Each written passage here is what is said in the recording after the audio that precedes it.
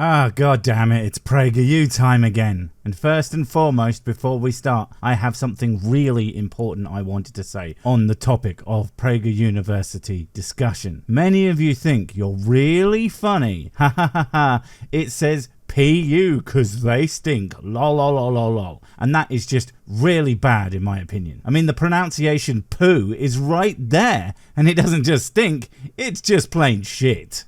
One of the criticisms many people make against the Bible... Wow, you're really just going to whittle it down to one? There's so fecking many of them. I mean, first of all, there's the font. It's not even Comic Sans, the objectively best one, as proven by the Silent Hill 2 remaster. It has far too many pages when it should, by rights, be one gigantic page that folds up like a map. Far more usable. It has a complete lack of a comprehensive list of all the different ways you can prepare tofu, and worst of all, they spelt my name wrong. Frankly, the thing is completely worthless on those points alone, so the fact that it is also bullshit doesn't even really place. Is that it depicts God in male terms.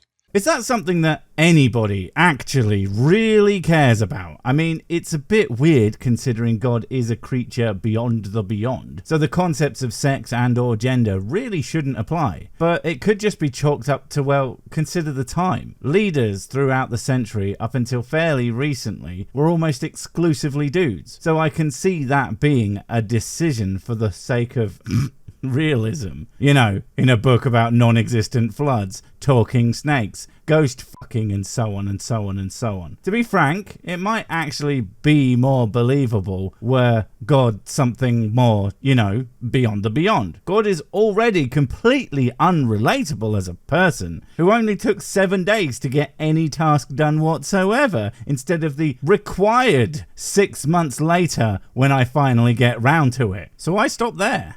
The most obvious example is God is referred to as he.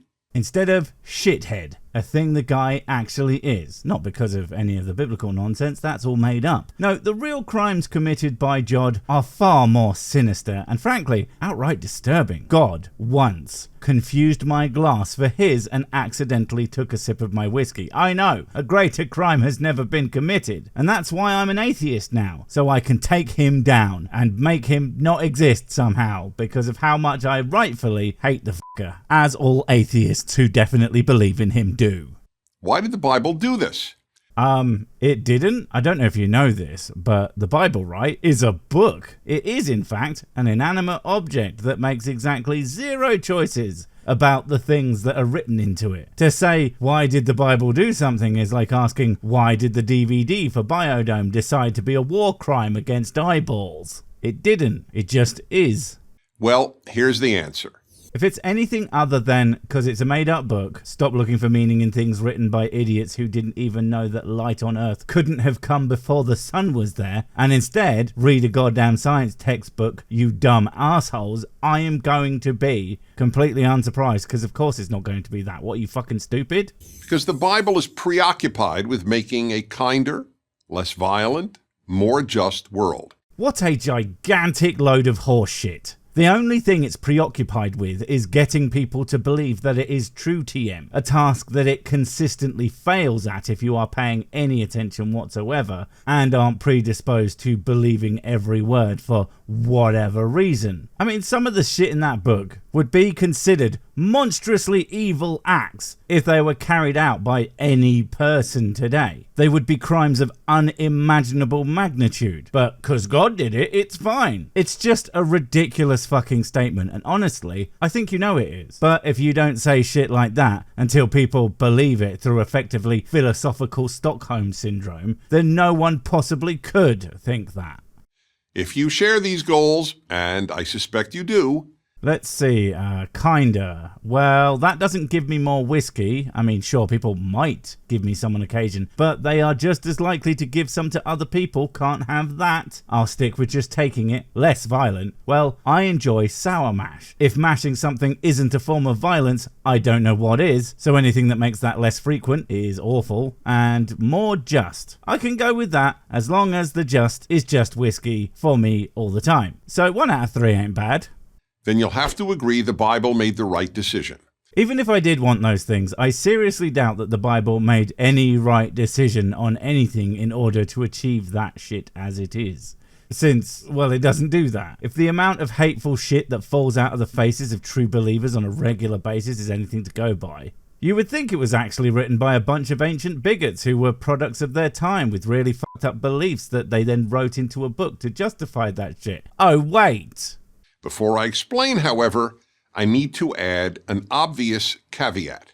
Oh, thank goodness. He's going to point out how the Bible is a work of fiction. Names, characters, places, and incidents either are products of the author's imagination or are used fictitiously. Any resemblance to actual events or locales or persons, living or dead, is entirely coincidental. The secret final page of the Bible that they always leave out for some reason. The God of the Bible is neither male nor female. Shonk. How surprising indeed. I mean, for you to admit that he is in fact made up. It's quite bold of you. I mean, things that don't exist don't have genders, etc. I can only assume that's where he's going with this. God transcends gender. What I'm talking about here is why God is depicted in male terms in the Bible. Depicted as real is an interesting choice of words. You know, since it's usually related to a fictional representation of a thing. I mean, not always, but there are words you could have used that wouldn't have brought up that connection. Maybe it's a Freudian slip, or maybe Dennis Prager doesn't know many words. Although, frankly, it's probably just both. Gender-wise, the Bible had 3 choices: masculine, he; feminine, she; or neuter, it. Yeah, it's the words thing. Neuter pronoun isn't for entities, unless you consider God an animal. Neuter / inanimate singular, a person, would be a they. Like, seriously, if you don't know the gender of a person, you're going to say they more than likely. There would be absolutely zero problem with calling any god a they, but it would be really weird to call something that is defined as not an inanimate object as an it, apart from, you know, killer space clowns. And now that I think about it, it. We can readily rule out neuter. For one thing, neuter nouns don't exist in Hebrew.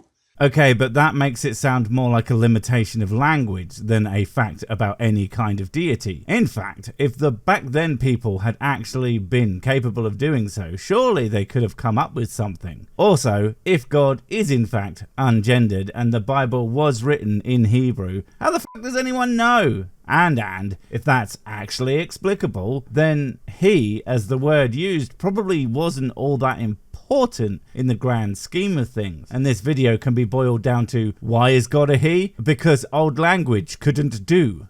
The language of the Old Testament, which after all, first introduced this God to us. I don't know why he wrote it in some contemporary language of the time, though. I mean, hear me out. What's more believable? A book written by people at the time in a language that they understood, or a book written in a language that they don't, and then one day this random tome gets dug up, and holy shit, it's in perfect American, honey. It was written before this country was a twinkle in George Bush's eyeball. I don't know, I assume that's how all Bible literalists talk. For another, the biblical God is a personal God. That's the one, isn't it? God loves me. He loves me so much. He's going to make me his best friend for infinity, and we will play together forever in his sky paradise. This shit is so fucking asinine and self-serving as hell. I mean, seriously, if you can't be a decent person without an infinite reward of paradise, you aren't a good person. End of story. To whom we can and must relate. And we cannot relate to, let alone obey or love, an it. I think we all know that that is simply not true. Whiskey is an it. I obey whiskey as it wants me to drink it all the time, and so I do. Loving whiskey is easy because it's so delicious. I doubt God even tastes half as good. And relate to, well, that one is the easiest one of all. There's one thing that me and a bottle of whiskey have in common. It's the contents. Aside from the language issue, the Bible depicts God in masculine terms because, 1, the Hebrew Bible's primary concern is making a good world. I would enjoy seeing you prove this repeated point. Not that I think you can without sounding like a moron. Sorry, more of a moron if you will. Because then, well, I could make a video out of how it's a load of bullshit. And I do love me some free content. 2, A good world can only be achieved by making good people. Now you say that, but I think the opposite is true. No, I'm not saying filling the world with evilers will do that. No, I mean empty out all the people and you've got a pretty freaking fantastic world if you ask me. I mean, listen to that. No one trying to talk to me. It's so quiet. And 3, the people who commit nearly all the world's violence are males. That's an interesting point to bring up. You think basing your person that you want to make the world a less violent place on the thing that you are claiming also causes pretty much all the violence. It's a bold strategy. I mean, personally, I think God should just be a big picture of a kitten that says, calm the fuck down and stop being an asshole. Therefore, it is in both men's and women's interests to depict God in the masculine. You know, this sounds a lot like justifying something that's obviously kind of dumb after the fact. You know, because it is. Oh shit, it doesn't make sense that God's a he. What do? Don't worry. Dennis Prager is here to make up some shit that isn't fucking stated anywhere in the Bible and thus can't possibly be the actual reason for its inclusion. Hurrah. Here's why. Without a father or some other male rule giver, young men are likely to do great harm. Really? That's where you're going with this? Jesus, of course you fucking are. Fine, go ahead. Make this assertion, but I'm warning you. If it's as simplistic, reductive, and fucking stupid as I think it's going to be, I'm gonna have to make fun of you for it and explain why it makes no sense and is just all in all really freaking dumb and is simply a terrible explanation for why God have the big dick energy. If there is no male authority figure to give a growing boy rules, it is very difficult for him to control his wilder impulses. Yep, thought so. There's just so much wrong with this first little bit on its own that it's hard to know where to start. I mean, first off, not all boys are born tearaways. Many are quiet or shy or just plain calm and down to earth with basically zero input from pretty much anybody. So the idea that this type of kid is going to grow up into anything but some dude, regardless of supposed influence, is clearly nonsense. And then there's the fact that not all fathers are these overbearing lord of the household types, giving out rules and declarations that must be followed. But even the ones that are often have tearaway kids that grow up to be criminals. It's almost like this shit is way more complicated than there must be an old penis in the house, otherwise crime. As President Barack Obama told an audience in 2008, children who grow up without a father are 5 times more likely to live in poverty and commit crime, 9 times more likely to drop out of school, and 20 times more likely to end up in prison. Thanks, Obama. Sorry, I just always wanted to say that and never really had a reason. Okay, fine. Assuming that this is 100% accurate, there's still a lot of information missing. And again, probably still more nuance needed to come to no other conclusion than boy no daddy, boy bad. First off, I would love to see what those statistics look like for motherless homes, along with the socio-economic status of the average household in these situations, because poverty is also an indicator of high likelihood to fall between the cracks. And let's be frank, single parent households are not likely to be wealthy as households where there's more hands to do more of the work. And that's where my last question here comes in. How does this look for gay couples, whether it be surrogacy or adoption, etc? I'm betting that 2 mummies are likely to have similar outcomes to any other dual parent situation, and yet nobody has the penis there. Shocking. Commenting on that speech, Dr. Alvin Poussant, a psychiatrist with Harvard Medical School, confirmed these statistics. The absence of fathers corresponds with a host of social ills, including dropping out of school and serving time in jail. Here's my theory, and take this for the ignorant speculation that it is, but I seriously doubt it's about parent penis, parent vagina, therefore all is good in the world. It's about support. 2 people taking care of a family is going to be infinitely easier than 1, no matter what your specific dynamics are. Whether that be both are working, or one's a breadwinner and a carer, or whatever, and whoever that may be. And the fact is, even if you have this supposed ideal family, you can still have criminals come from that. It's almost like this shit is way more fucking complicated than you are pretending it to be. In other words, If one's primary goal is a good world, specifically a world with far less murder, child abuse, theft, and rape, a God depicted in masculine terms, a Father in heaven.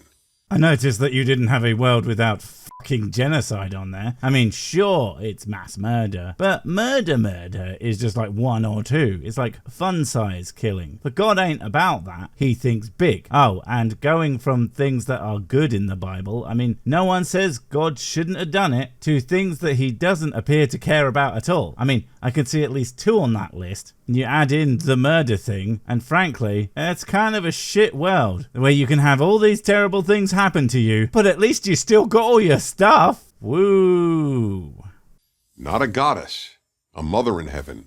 That's the thing though. Would it really make a difference? I mean, I know of many women who are extremely commanding, and I know plenty of men who are lovely. Gentle giant is a common term for a big dude who isn't like a piece of shit. Because frankly, none of this has been about why goddamn have the penner. It's why you are so desperate to justify it as such. Because you know he doesn't need to be a he. It doesn't make sense. And if it doesn't make sense, then neither do all the things that the Bible says that are clearly nonsense as well. So it has to make sense, no matter how stupid you have to sound in order to achieve that ridiculous goal. Wait, before you go, I have something super important to tell you. It's life or death. It will change everything forever. Nope, wait, it's gone. Oh well, probably wasn't important. But while I have you, don't forget to comment, subscribe and notify. And if you want more of my smexy voice, check out Mrs. Six's channel, Spoonstaff Stories, where I narrate and voice all the videos, and she does the work. And if you want to support the channel, check out the merch store for cool t-shirts, or check out Patreon, memberships and PayPal to support directly. Finally, follow me on the medias of social to get completely pointless guff and to keep up on the latest releases. Oh, I just remembered what I was going to tell you. Whatever you do, don't touch the